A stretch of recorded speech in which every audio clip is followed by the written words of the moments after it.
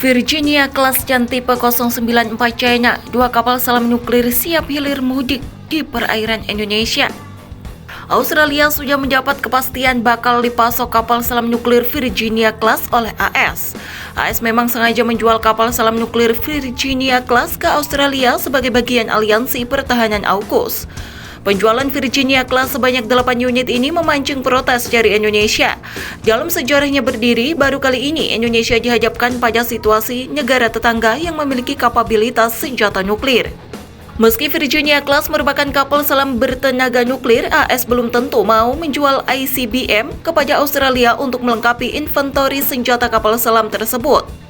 Namun AS dipastikan akan menjual rudal jelajah serang darat Tomahawk ke Virginia Class Australia.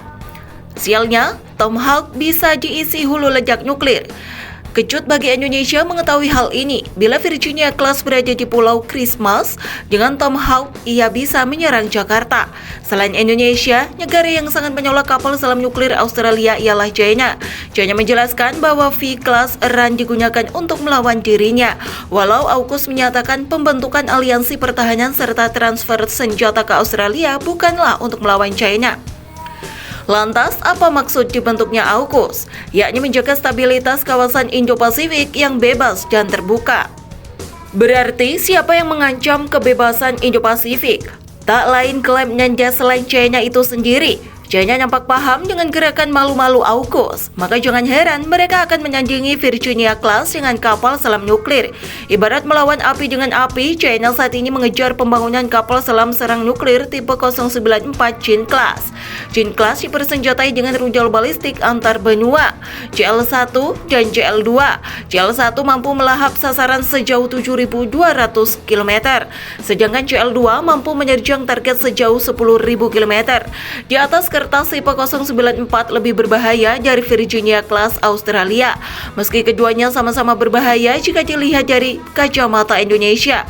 Perairan Indonesia bisa dipastikan akan jadi jalan hilir mudik kedua kapal selam kelas Godzilla tersebut.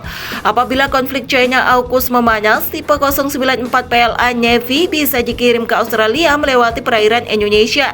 Sebaliknya, Virginia Class Australia juga akan dikirim ke Laut China Selatan melalui Indonesia untuk menentang Beijing. Keadaan akan jadi semakin buruk bila konflik berubah jadi perang. Alki, Indonesia bakal menjadi jalur strategis bagi kedua belah pihak untuk mengirimkan unsur tempurnya. Menurut UNCLOS 1982, Indonesia tak boleh melarang adanya lalu lintas baik itu kapal niaga atau kapal kombatan melintasi perairannya.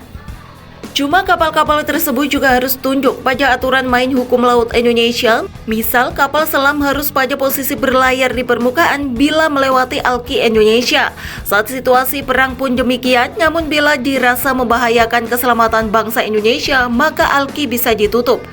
Akan tetapi penutupan ini akan menimbulkan protes bagi negara-negara yang bersangkutan kepada Indonesia. Pertanyaannya, apakah Indonesia berani melarang lewatnya Virginia Class Australia dan tipe 094 Jin Class China di perairannya?